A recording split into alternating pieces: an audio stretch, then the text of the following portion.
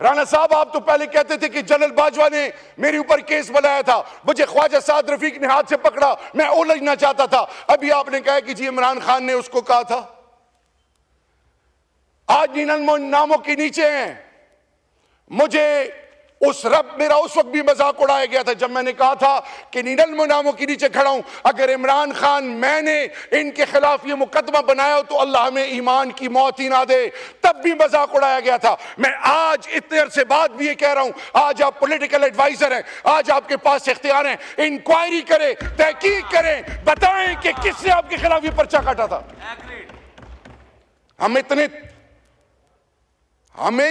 I was a CEO in Germany, हमने अपने सब कुछ छोड़ा है। ये आज अली मोहम्मद खान, ये जरताज, ये हम सारे, हमारा कोई कारोबार नहीं है। मेरे ऊपर जब PDM की गवर्नमेंट आई, मुझे कहा कि जी इंटीरियर में, कश्मीर कमेटी में, नारकोटिक्स में, सेफ्रॉन में तुम्हारे खिलाफ सब चीजें ढूंढी जा रही हैं, पाकिस्तान से चले जाओ, तुम पे हाथ डालेंगे। मैं 16 मई को अपनी बीवी और बच्चों के साथ अपने घर में था, बगैर किसी असले के, ना तब भागा था ना अब भागूंगा, आखिरी वक्त तक इमरान खान के साथ और पाकिस्तान के साथ खड़ा रहूंगा। ये हमारा ईमान है। लेकिन राणा साहब, आज आप मेहरबानी करें, बताएं ये कौन लोग हैं जो हमारी माओ बहनों की तजलील करते हैं। आपकी बीवी मेरी मां, मेरी भाभी, मेरी इज्जत है, जो उनको गुजरना पड़ा, जो इससे पहले पीपल्स पार्टी ने सहा, जो MQM ने सहा, जो आज अख्तर मैंगल साहब मुंह फेरे बैठे में, जो बुख्ती साहब। चेयरमैन साहब, मैं आपके सब्र को दाद दूंगा।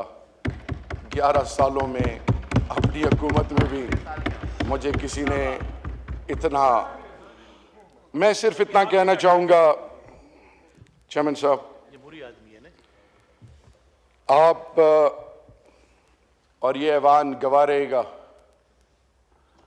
हमने बड़ी मार खा ली है। मैं अपनी बेटी के साथ गया था तो एज इंटरनेशनल स्टूडेंट उसका बैंक अकाउंट पाकिस्तान और मेरे नाम से जब आया, इट टुक 7 वीक्स। क्यों? रास्ते बंद हो रहे हैं हम पे। आपस की लड़ाई में हमारा वो जिसको 45 साल गले से लगाया, और अफगानिस्तान हमारी इज्जत है, गैरत है, हमारा भाई है, उसके जवान क्यों मुतनफर हो रहे हैं? ईरान और पाकिस्तान एक दफा फिर दूर क्यों हो रहे हैं? सऊदी के अंदर वो पॉलिसीज क्यों आ रही हैं मेरे मुल्क के हवाले से? UAE के अंदर कुछ तो है जिसके लिए हम जिम्मेदार हैं। क्या वजह कि पार्लियामान पे हमला होता है, मेंबर ऑफ द पार्लियामेंट्स को पार्लियामान से उठाया जाता है। 342 के पार्लियामान में अपर और लोअर हाउस कुछ कहना चाहे भी तो नहीं कह सकते। मैं उस वक्त भी स्पीकर साहब के पास गया था, अयाज सादिक साहब के पास, कि राणा साहब से कहें कि अगर कोई बात है तो मुझे सामने बैठाएं, क्योंकि मुझे कभी अली मोहम्मद खान बताता था, कभी कोई और बताता था। मैं आज राणा साहब बड़े खुले दिल से, आपकी उम्र मुझसे बड़ी, आपकी इज्जत मुझ पर फर्ज है, अगर हमने इस घर को ठीक करना है तो नेक नियति प्रायोरिटी नंबर 1 है। और अगर किसी के ज़हन में यह है कि गोलियों से डरा देंगे या पर्चों से डरा देंगे, उस रब्बे जुल जलाल की कसम, ऐसी मां पैदा नहीं हुई जो हमें गोलियों और इन पर्चों से डराए। ये हमारा ईमान है, ये अब हमारी जिद है। इमरान खान को इस कौम की जरूरत है, इस पार्लियामान और इस मुल्क के अंदर तमाम पॉलिटिकल पार्टीज के बीच में ट्रुथ एंड रिकॉन्सिलिएशन के अलावा एक यूनिटी और एक नई कमिटमेंट के लिए हम सबको बैठना पड़ेगा। हम सब आपकी इज्जत करते हैं, लेकिन ये कैसी इज्जत है कि मुझे आप कहते हो कि हम बनी गाला गए और फिर मां बहनों बेटियों पे हाथ डालते हैं। ये कैसी इज्जत है कि आप मैसेज भिजवाएं कि तुम्हारी बेटी 14 और 15 साल की हो गई है? ये कैसी इज्जत है? जो मां और बच्चियां रोडों पे भाग रही हों और इस्लामाबाद F8 की सड़कों पे, और ये अगर ना होता तो मेरी 7 पुश्ते भी मुझे माफ ना करती। ना करें, इस हद तक ना जाएं। चेयरमैन साहब इनको बताएं और सुनने वाले सुन लें, इस हद तक ना जाएं। आप कहते हैं आप रेड जोन में आए थे, आपने हमारे बंदे भी शहीद कर दिए, जख्मी भी हो गए, पर्चे भी हमारे खिलाफ कर दिए, क्या क्या करने जा रहे हैं?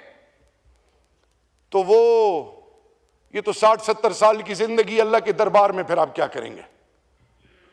मैं आखिर में, एक पॉलिटिकल वर्कर, एक खान के सिपाही और एक पाकिस्तान का बासी होने से ये मेरा चेयरमैन साहब आपसे रिक्वेस्ट है, क्योंकि मेरा आपसे इस कुर्सी पे बैठने से पहले आपके बारे में मेरी एक और परसेप्शन थी,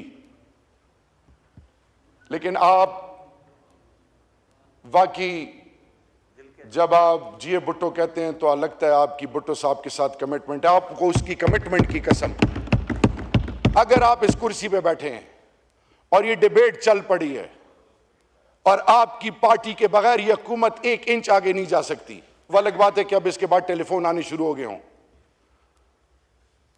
अगर आप वाकई भुट्टो साहब के सिपाही हैं, इस इनिशिएटिव को या मत रोकें, लेकिन इस इनिशिएटिव को ये ना समझे कोई कि ये हमारी कोई कमजोरी है या डर है।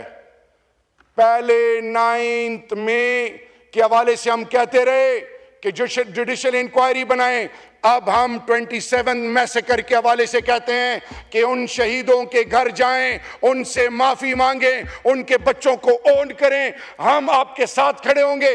आए एक नया स्टार्ट लें, आए ये साबित करें कि कौम गैरतमंद कौम है, ये कौम अपने जर्रे जर्रे की हिफाजत जानती है, ये कौम हर लेवल पे जा सकती है, लेकिन ये कौम कभी भी अपने पाकिस्तानी को खून में लथपथ नहीं कर सकती।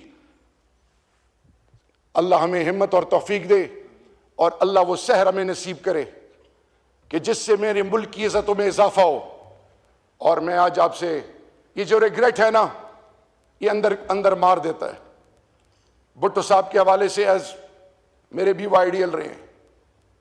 मैं आज आपसे रिक्वेस्ट करूंगा, इमरान खान साहब जो अंदर हैं, 3 किस्म के लोग उनसे मिल रहे हैं, family, political team and legal team. मैं आज आपको कहना चाह रहा हूं, इमरान खान को आपने जितनी तकलीफ देनी है दे दें। क्योंकि मुझसे जब किसी ने पूछा कि इमरान खान के बारे में क्या राय रखते हो, तो मैंने कहा जब मैं इमरान खान से मिलता हूं मेरा अल्लाह पर ईमान और मजबूत होता है। उसको आप शिकस्त नहीं दे सकते, नहीं दे सकते, नहीं दे सकते। उनके साथ बैठ के बात करें और फिर वो पाकिस्तान जिस पर आने वाली नस्लें आप और इन सब पर फख्र करेंगी। आपको क्रेडिट इसलिए जाएगा कि चाहे जो भी हालात है 2024 के इलेक्शन के, जो मैं फॉर्म 45-47 में पढ़ना नहीं चाहता, इनिशिएटिव लें, पीपल्स पार्टी लीड करे। आपका वैसे भी उस शहर से ताल्लुक है जो पाकिस्तान की माँ है, पाकिस्तान के बासियों को अपने गोद में लेके पालती है। अल्लाह हमें तौफीक दे कि हम मुत्तफिक हों, अल्लाह हमें तौफीक दे कि हम जालिम के खिलाफ खड़े हों। और जिसने मेरी धरती माँ को और इस मुल्क के कौम को लूटा है, अल्लाह तू उसको अपनी पकड़ में ले। पाकिस्तान और इमरान खान जिंदाबाद और पाइंदाबाद।